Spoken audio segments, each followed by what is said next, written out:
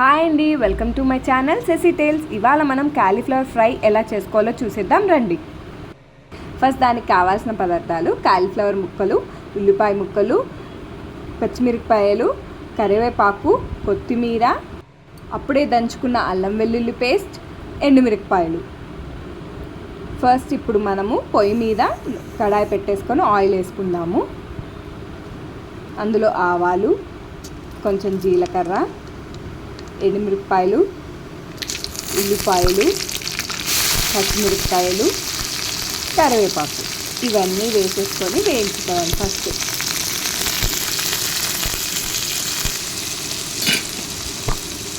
ఇవన్నీ కొంచెం ఫ్రై అయ్యే వరకు మనం ఫ్రై చేసుకోవాలి.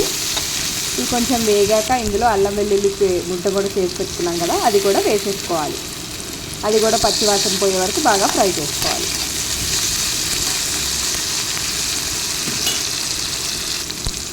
ఇది కొంచెం ఫ్రై అయింది కదా, ఇప్పుడు కట్ చేసి పెట్టుకున్న కాలీఫ్లవర్ ముక్కలు వేసేసుకోవాలి దీనిలో.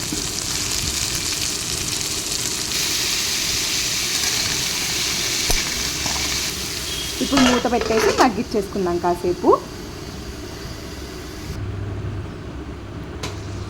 ఒక 5 minutes మగ్గించుకున్న తర్వాత మూత తీసుకొని సరిపడా ఉప్పు వేసుకోవాలి. అలాగే కొంచెం పసుపు కూడా వేసేసుకోవాలి.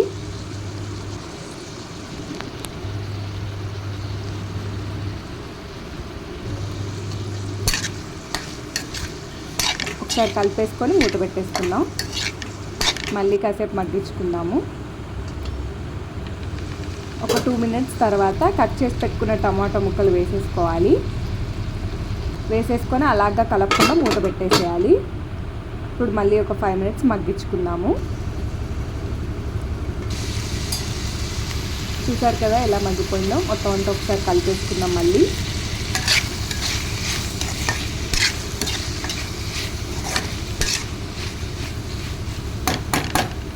కొంచెం కొత్తిమీర వేసుకొని మళ్ళీ 5 minutes మగ్గించుకున్నాము.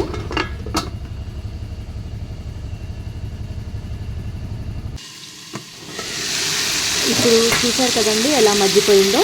ఇప్పుడు ఇందులో సరిపడా కారం వేసుకుందాము. మొత్తం అంతా కలిపేసుకొని ఒక 2 minutes ఫ్రై చేసుకుందాం మళ్ళీ ఫైనల్గా.